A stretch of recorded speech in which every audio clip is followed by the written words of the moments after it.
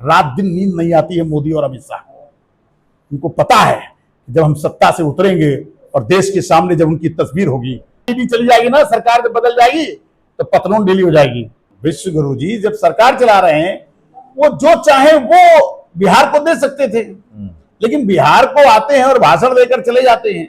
और इसलिए वो पूरे बिहार पर कब्जा करने के लिए गुजरात का कोई गैंग आया है और वो उसके हिसाब से बिहार को चलाना चाहते हैं। पंडित नेहरू को गाली देने से, सोनिया गांधी को गाली देने से और राहुल गांधी को गोली मारने से आप इस देश के मिजाज को नहीं समझ पाएंगे ना। मैं जानता हूं कि चुनाव आयोग निश्चित तौर पर वो मोदी आयोग बन चुका है और सिर्फ वो भाजपा के लिए काम कर रहा है। इसकी सजा भी उनको मिलेगी। नरेंद्र मोदी नहीं, पूरी भाजपा को चैलेंज कर रहा हूं कि जिस समय कांग्रेस की सरकार आएगी तो उस समय ये फेस करने की स्थिति में नहीं होंगे। और मैं दावे के साथ, इस सारा अहंकार केवल जानती किस बात का, सरकार का है। गाली देने की बजाय अगर तुमने राहुल गांधी को छूने की भी कोशिश की और कहीं ऐसा ना हो जाए कि तुमको इस देश से भगाने के लिए इस देश की जनता उतर आए। अगर राहुल गांधी को गोली मारना तो बहुत दूर की बात है, अगर गाली देने की भी हिम्मत जुटाई तो अब वो कांग्रेस नहीं है। या तो गाली देना बंद करो और गोली मारने की जो तुमने धमकी दी है, इस कहीं ऐसा ना हो जाए कि सरकार जब न रहे तो तुम इस लायक भी न रह जाओ कि तुम अपनी बात को कह सको।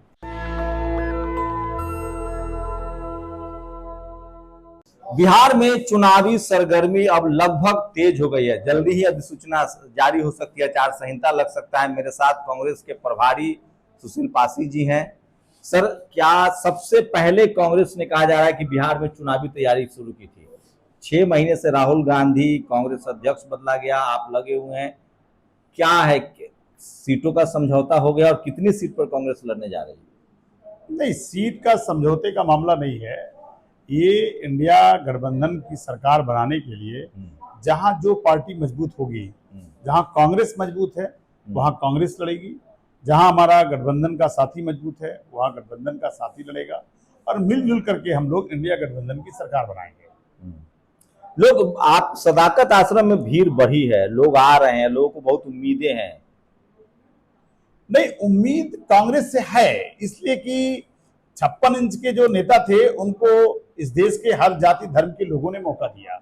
ऐसा तो है नहीं कि बीजेपी को सबने मौका नहीं दिया।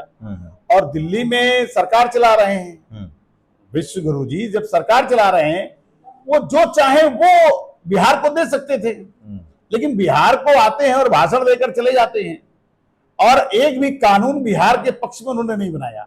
अगर वो चाहते तो उन्होंने कहा था कि हम बिहार के लिए जो है हम विशेष दर्जा बिहार को देने का काम करेंगे और ये मांग किया करते थे, यहां से मंच से भाषण दिया जाते थे। मुझे तो नहीं लगता कि बिहार को कोई विशेष दर्जा दिया। हाँ, बिहार का जो पैसा जिस तरह से घोटाला हो रहा है, मुझे लगता है कि इसमें गुजरात का कोई गैंग जो है, ये जो गुजरात का मॉडल है उसका असर दिख रहा है। जिस तरह से नीतीश कुमार की सरकार में हत्या हो रही है, भ्रष्टाचार हो रहा है, लूट हो रही है, तो निश्चित तौर पे नीतीश कुमार की जो बीमारी है उसका फायदा उठाने के लिए बीजेपी ने कोई षड्यंत्र रचा है। और वो षड्यंत्र ये है कि बीजेपी चाहती है कि नीतीश कुमार का नेतृत्व खत्म हो और नीतीश कुमार का जो वोटर है वो भी खत्म हो, और इसलिए वो पूरे बिहार पर कब्जा करने के लिए गुजरात का कोई गैंग आया है और वो उसके हिसाब से बिहार को चलाना चाहते हैं। इसलिए मुझे लगता है कि बिहार पर ध्यान मोदी जी का नहीं है, वरना मोदी जी को तो चाहिए था। उन्होंने कहा था कि ना कि हम चीनी मिल से धुआं जब निकलेगा उसके बाद हम चाय पिएंगे। अरे भाई, ये तो कांग्रेस का मॉडल है कि सरकारी मिलें लगती थी, चीनी मिलें लगती थी, सरकारी फैक्ट्री लगती थी। आज वो सब कहां है? तो कहने का मतलब है कि कांग्रेस की तरफ उम्मीद बढ़ी है। कांग्रेस के खिलाफ बोलते बोलते ये लोग ये नहीं कर पाए कि जब आप बोल रहे थे तो आप कुछ करके दिखाते। पंडित नेहरू को गाली देने से, सोनिया गांधी को गाली देने से और राहुल गांधी को गोली मारने से आप इस देश के मिजाज को नहीं समझ पाएंगे ना। आप केवल गाली देते हैं। अब तो इस पर उतर आए हैं कि जब उनसे कुछ नहीं चल पा रहा है, जनता बगावत पर उतर आई है, तो वोट चोरी के कर रहे थे, वोट चोरी की जब पर्दाफाश हो गया तो अब बीजेपी वाले कहते हैं कि इस गांधी को गोली मार देंगे। उन्हें पता नहीं है कि भारत का मिजाज क्या है और भारत के लोग इस भारत की संस्कृति को क्या समझते हैं। तो मैं समझता हूं कि ये भीड़ नहीं है, ये परिवर्तन की आंधी है, जिसको हम लोग राहुल गांधी कहते हैं, प्रियंका गांधी कहते हैं। ये बिहार में एक नया परिवर्तन होने जा रहा है और लोग चाहते हैं कि कांग्रेस का मॉडल वापस आए, फिर से छात्रावास बने, फिर से छात्रवृत्ति हो, फिर से मेडिकल कॉलेज बने, फिर से जो है दवाइयों का हो। लोग खेतों को बेचने का काम बंद करें। 25 लाख जो बीमा धनराशि है वो इस देश की आम जनता को, बिहार के लोगों को देने जा रही है। और ये मॉडल हमारा नहीं है, तो हेल्थ वाला जो हाँ हेल्थ वाला, हेल्थ इंश्योरेंस जो दिया, ये राजस्थान में हमने करके दिखाया है। और हम ये कहते हैं कि बीजेपी जितना भी बोलती है झूठ की पराकाष्ठा है, झूठ की पराकाष्ठा है। कहते हैं कि हम 10,000 रुपए देंगे, तो दिल्ली में मोदी सरकार है, उसने पूरे देश के महिलाओं को 10,000 रुपए क्यों नहीं दे दिया? किसने रोका था? आपके पास डबल इंजन की सरकार है, आप चाहते तो दे सकते थे। आप आइए ना, फूड सिक्योरिटी बिल की तरह एक कानून बना दीजिए, इस देश के हर वोटर को जो गरीब गुरबा है उसको हम 10,000 रुपए देने का काम करेंगे। इस देश में महिलाओं को माइक्रो फाइनेंस ने गिरफ्त में ले लिया। हर घर में महिलाएं कर्जदार हैं। माइक्रो फाइनेंस वाले दरवाजे पर बैठे रहते हैं। इस देश की सारी बिहार की कम से कम महिलाएं उसकी गिरफ्त में है। खासकर दलित समाज की महिलाएं, पिछड़े समाज की महिलाएं, अल्पसंख्यक समाज की जो गरीब महिलाएं हैं वो माइक्रो फाइनेंस के चपेट में है। अभी सरकार ने कहा है कि अभी 2 महीना ये पैसा नहीं लेना है। क्या उनका कर्जा आप लोग माफ कर सकते हैं? देखिए, इस देश में जब भी देश का किसान और मजदूर कर्जदार रहा है तो इस देश में कांग्रेस ने ही केवल कर्ज से मुक्ति का अभियान चलाया। हमारे मनमोहन सिंह जब देश के प्रधानमंत्री थे तो 72,000 करोड़ रुपया इस देश में किसी ने किसानों का माफ किया, तो केवल हमारी कांग्रेस की सरकार ने किया। मैं फिर आपसे ये बात कहना चाहता हूं, कांग्रेस का जो मॉडल है वो मॉडल ये कहता है कि इस देश के किसान मजदूर जब तक खुशहाल नहीं होंगे, जब तक इस देश का आम मतदाता खुशहाल नहीं होगा, देश की तरक्की नहीं होगी। अब इस देश में एक ऐसा मॉडल चलाया जा रहा है जिसको हम गुजरात मॉडल कहते हैं, जिसको हम मोदी मॉडल कहते हैं। और मॉडल क्या है कि 5 साल गरीब लोगों को पहले आप पूरी तरह से कर्जदार बना दीजिए, उनको निचोड़ लीजिए, उनको महंगाई से, अव्यवस्था से उनको शिकार कर दीजिए, आर्थिक तंगी ले आइए, और लास्ट में आप कहेंगे कि चुनाव के समय हम आपको, चलिए आपको 10,000 रुपए दे देंगे। ये तो प्रधानी का चुनाव नहीं कुछ होता था। गांव का जब आदमी चुनाव लड़ता था तो वोटर को क्या करता था, वोटर को फुसलाने के लिए, वोटर को लालच देकर के चुनाव के दौरान पैसे देकर के वोट लिया करते थे। आज सरकार वो काम करने लगी है। अरे देना था तो आप 10 साल, आपकी 20 साल से सरकार है, आप देते, कौन मना करता आपको? आप आइए, कानून बनाइए, दीजिए। तो अब इस देश के लोग समझने लगे हैं कि ये सिर्फ अडानी को जमीन देने के लिए, अडानी को पैसा देने के लिए, 1 रुपए भी जमीन अडानी को देने के लिए तैयार हैं। और कांग्रेस क्या कह रही है कि हम 3 डिसमिल जमीन हर भूमिहीन को देने का काम करेंगे। हम कह रहे हैं गरीब को हम जमीन देंगे, भूमिहीन को। और बीजेपी क्या कह रही है कि जैसे ही बीजेपी की सरकार आएगी, भागलपुर में कर दिया, अभी तो सरकार भी पूरी नहीं आई है, और अडानी को दे दिया। और देश में भूमि अधिग्रहण एक अभियान चल रहा है पूरे देश में, जहां जहां बीजेपी की सरकार है। एक वो बाबा थे रामदेव जी, बड़ा आंदोलन चलाते थे। अभी जब जांच होगी ना तब पता चल जाएगा कि देश में कितनी जमीनें उनके नाम कर दी गई हैं, किस तरीके से जमीन की लूट की जा रही है। तो जमीन की लूट, भूमि की लूट जो हो रही है, पैसे की लूट हो रही है, जो इस देश में लूट चल रही है, मुझे लगता है कि अब इस देश में और विशेषकर बिहार में हर जाति धर्म के लोग एकजुट होना चाहते हैं। वो चाहे अगली जाति के लोग हों, चाहे पत्रकार हों, चाहे अधिवक्ता हों, चाहे अध्यापक हों, चाहे किसान हों, चाहे मजदूर हों, चाहे नौजवान हों, हर जाति धर्म के लोग बिहार को बचाने के लिए जननायक राहुल गांधी के साथ चल रहे हैं। और ये जो छलावा है ना, इससे वो बिहार को मुक्त करेंगे।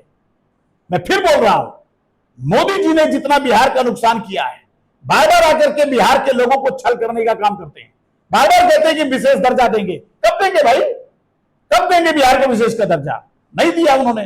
तो 20 साल सरकार चला चुके, और मुझे लगता है कि अब इस देश में बिहार से ये लड़ाई प्रारंभ हो गई है, और एक फिर से आर्थिक आजादी की लड़ाई अगर कहीं से लड़ी जाएगी तो बिहार की धरती से लड़ी जाएगी। सर, आप लोगों ने वोट अधिकार यात्रा निकाला था, ये मैगजीन भी आपकी छपी है, लेकिन नाम तो 68 लाख कट ही गए और 21 लाख नए नाम ऐड हुए हैं। मैं जानता हूं कि चुनाव आयोग निश्चित तौर पर वो मोदी आयोग बन चुका है और सिर्फ वो भाजपा के लिए काम कर रहा है। इसकी सजा भी उनको मिलेगी। मैं फिर बोल रहा हूं, इस देश में संवैधानिक पदों पर बैठे हुए लोग जो इस देश की जनता का हित नहीं देखते हैं और किसी पार्टी का हित देख रहे हैं, उसको जनता बखूबी देख रही है।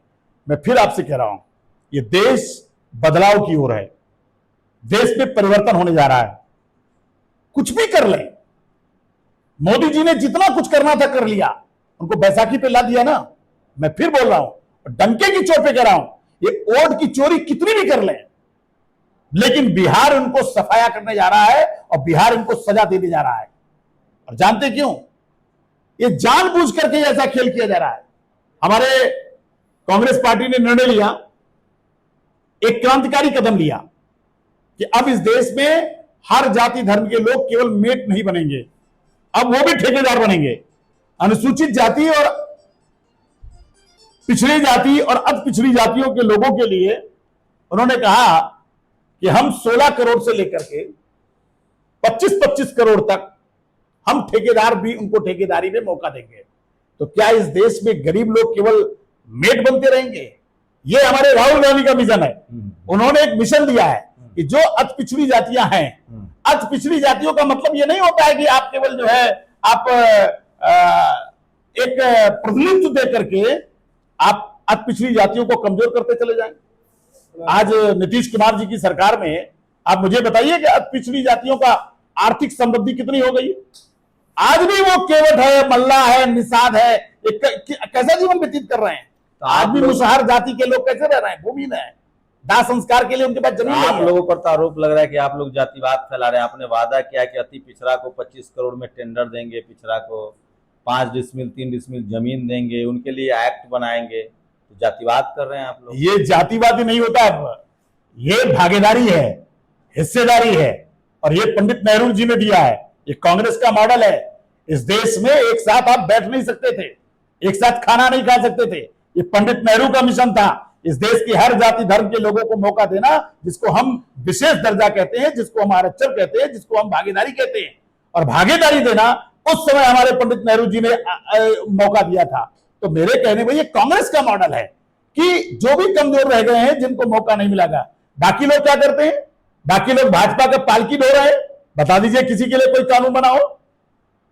माझी जाति के लोगों का एक मंत्री बनाने से माझी लोगों का उद्धार हो जाएगा। अब क्या कहना चाहते हैं कि मुसहर जाति के लोगों की स्थिति बिहार में देखिए क्या है, उनके पास रहने के लिए मकान नहीं है।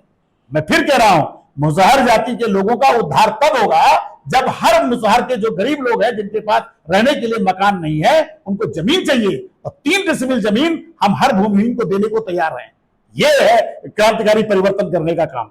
हम ये काम करना चाहते हैं। हम लोगों को रोजी रोजगार से जोड़ना चाहते हैं, हम उनको जिंदगी बदलना चाहते हैं, हम उनके जीवन स्तर को बदलना चाहते हैं। ये कौन सा फार्मूला है भाई कि आप किसी जाति के आदमी को मंत्री बना दीजिए और बाकी उस समाज के लोगों को ठगने का काम करिए? ये कौन सा फार्मूला है? और ये जो फार्मूला मोदी जी चलाना चाहते हैं, ये सब समझ चुके हैं। इसलिए हर जाति धर्म के लोग, मुझे लगता है बिहार में, चाहे अगड़ी जाति के लोग हो, चाहे पिछड़ी जाति के लोग हो, चाहे अति पिछड़ी जाति के लोग हो, और बिहार तो पहला प्रदेश मैंने देखा है कि दलितों को आपस में बांट दिया, दलित और महादलित बना दिया। पूरे देश में दलित कहे जाते हैं। वोट के लिए केवल आपने किया, वोट की बेईमानी करने के लिए किया। आपने कहा कि ये दलित होंगे, ये महादलित होंगे। ये असंवैधानिक है। ये देश के साथ धोखा हुआ। हमारे जो अनुसूचित जाति वर्ग का एक विशेष दर्जा के तहत संवैधानिक पद अनुसूचित जाति है, मगर आपने क्या किया? आपने संविधान विरोधी काम किया। आपने जानबूझ करके दलितों को बांटने का काम किया और अपनी सत्ता को प्राप्त करने के लिए काम किया, लेकिन उनकी जिंदगी को बदलने का काम नहीं किया आपने। तो इस देश में आप जानबूझ करके उनके साथ एक सौतेला व्यवहार कर रहे हैं, और ये इसकी सजा देने जा रहे हैं इस बार।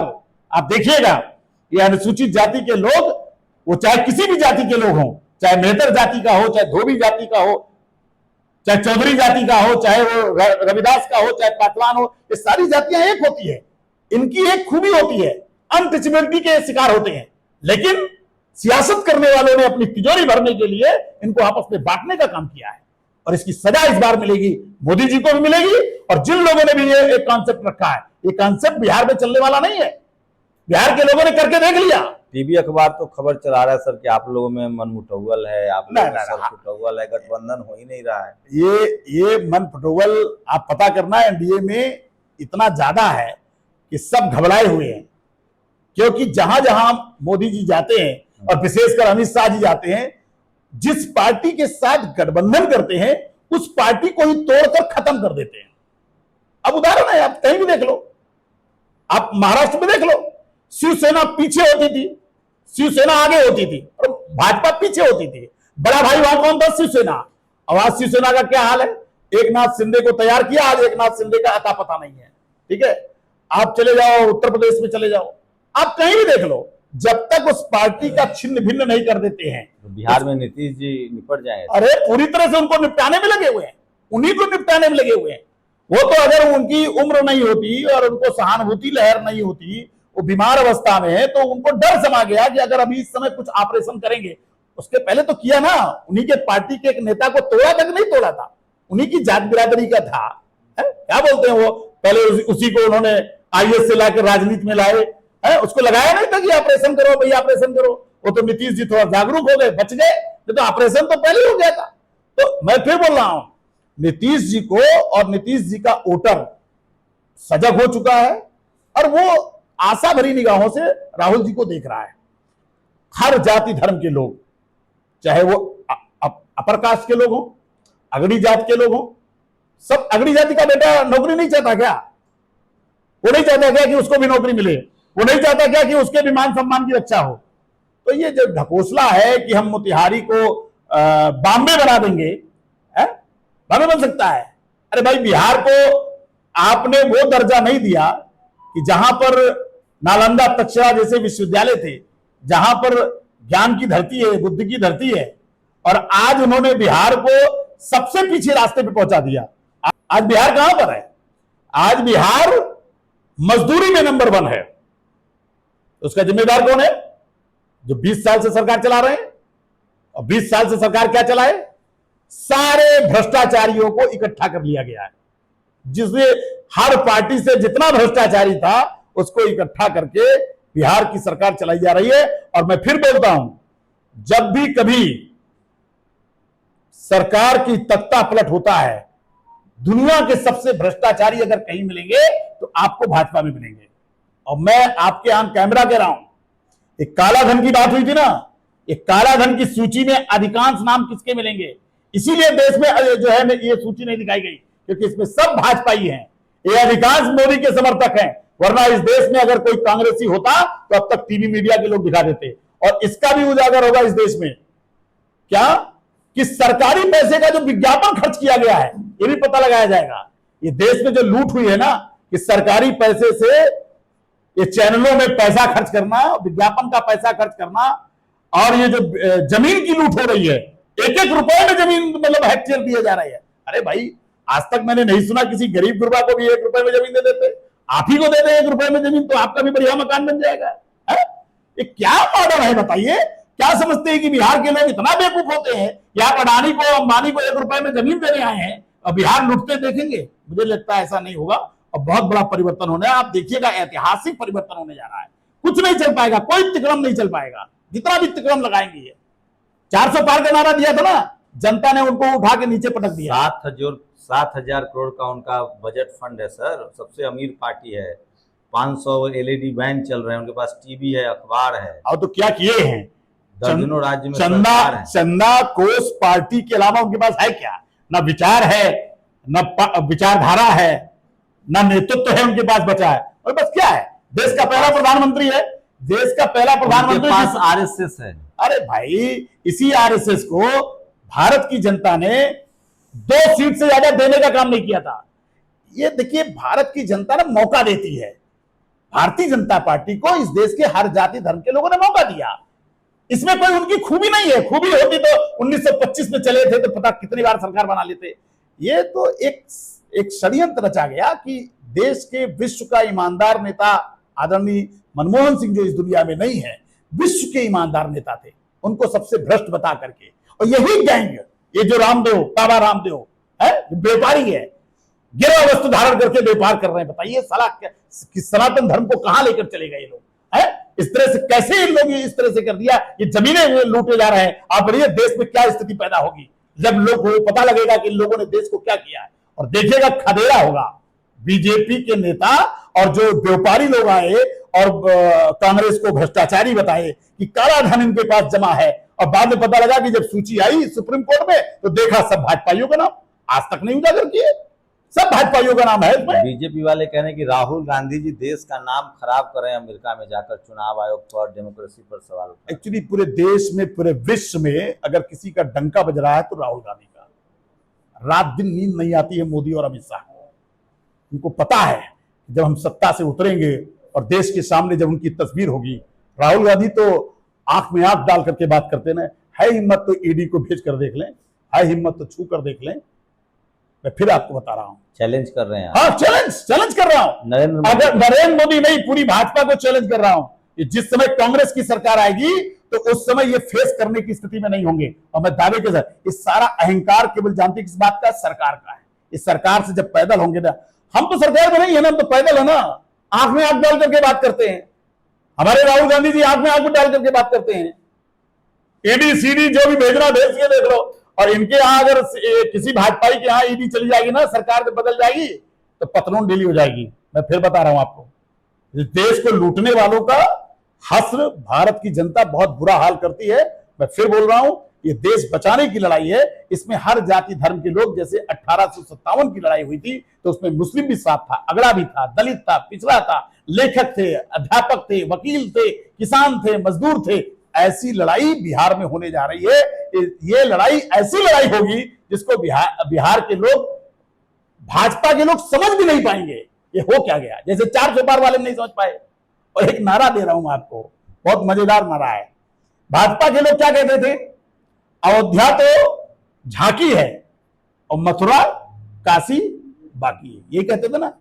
और यही नारा हम लोग यूपी में लगा रहे हैं कि अभी तो अयोध्या झांकी है और मथुरा काशी बाकी है। अगली बार अगर नरेंद्र मोदी जी अगर बनारस में लड़के दिखा देंगे तो एक अदना सा कार्यकर्ता उनको वहां से पटक के दिखा देगा।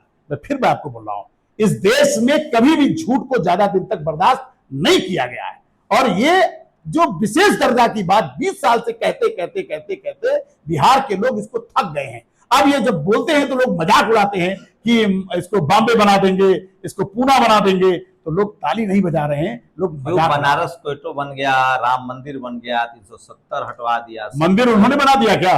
मंदिर सनातन धर्म के और भारत की जनता ने बनाया। उसमें ट्रस्ट में पैसा किसने दिया? उसमें हर जाति धर्म के लोगों ने दिया। आप कहना क्या चाहते हैं? आप कहना यह चाहते हैं कि जब भाजपा आ गई तभी से सनातन धर्म को मानने वाले लोग हैं? राम को मानने वाले तब भी थे जब भाजपा पैदा नहीं हुई थी। लोग अपने बच्चों का नाम राम को क्वेटो बना दिया। गया जी को वो क्या बनाएंगे? गया को मुंबई बनाने वाले हैं। अरे भाई, ये भारत को भारत रहने दें और मजाक मत उड़ाएं भाजपा के लोग। जिस तरह भारत की संस्कृति और भारत के लोगों को आपस में लड़ा करके वसुधैव कुटुंबकम का जो नारा था हमारा, हम हर जाति धर्म को मानने वाले लोग थे, हम सबका आदर सम्मान करते थे, उसको उन्होंने जिस तरीके से नष्ट किया है, इसका जवाब इस देश की जनता देने जा रही है। कांग्रेस बिहार में फ्रंट फुट पर बैटिंग कर रही है। सबसे पहले उसने चुनाव प्रचार अभियान को शुरू किया था। राहुल गांधी दर्जनों बार यहां यात्रा कर चुके हैं। और मैं फिर कह रहा हूं कि इस बार कांग्रेस ने तीखे तरीके से बीजेपी पर हमला करना शुरू कर दिया है। क्या होगा बिहार में? किस करवट बैठेगा वोट? आपकी क्या राय है? सोशल मीडिया आपको मौका देता है, सिर्फ खबरें देखे नहीं, अपनी राय भी व्यक्त कर सकते हैं। सुप्रिया सर, हमसे एक बात मैं आपसे ये कहना चाहता हूं, भाजपा के लोग बौखलाते बहुत हैं और बौखलाहट में उन्होंने ये हिम्मत जुटा ली, उन्होंने कहा कि हम राहुल गांधी को गोली मार देंगे। तो 47 वाला देश नहीं है अब, इस बात को ध्यान रखना। भाजपाइयों, गाली देने की बजाय अगर तुमने राहुल गांधी को छूने की भी कोशिश की तो इस देश का आम जनता इस सड़क पर उतरकर तुमको जवाब देगा। और कहीं ऐसा ना हो जाए कि तुमको इस देश से भगाने के लिए इस देश की जनता उतर आए। तो लोकतंत्र है, लोकतांत्रिक तरीके से बात करनी चाहिए, लोकतांत्रिक तरीके से काम करना चाहिए। अगर राहुल गांधी को गोली मारना तो बहुत दूर की बात है, अगर गाली देने की भी हिम्मत जुटाई तो अब वो कांग्रेस नहीं है जो तुम्हारी सुनने के लिए तैयार होगी। ये मैं आपके माध्यम से कहना चाहता हूं, या तो गाली देना बंद करो और गोली मारने की जो तुमने धमकी दी है, इस सरकार की बदौलत तुमने धमकी दी है। कहीं ऐसा ना हो जाए कि सरकार जब न रहे तो तुम इस लायक भी न रह जाओ कि तुम अपनी बात को कह सको। तो देखा आपने किस तरह से कांग्रेस के जो नेता हैं वो बीजेपी पर हमलावर हैं। आप लोग की क्या राय है? क्या होगा बिहार में? आपकी राय बहुत जरूरी है। हमें कमेंट करके अपनी राय बता सकते हैं। अगर आप बिहार के वोटर हैं या बिहार के बाहर देख रहे हैं तो हमें अपनी राय जरूर दें। शंभू कुमार सिंह, नेशनल दस्तक, पटना। नेशनल दस्तक की आपसे गुजारिश है कि अगर इसको बचाना चाहते हैं तो नेशनल दस्तक को सब्सक्राइब करने के लिए रेड कलर के सब्सक्राइब बटन को दबाएं, फिर बेल आइकन की घंटी दबाएं। नेशनल दस्तक को बचाने के लिए बहुत जरूरी है कि हर खबर को शेयर करें, लाइक करें, कमेंट जरूर करें।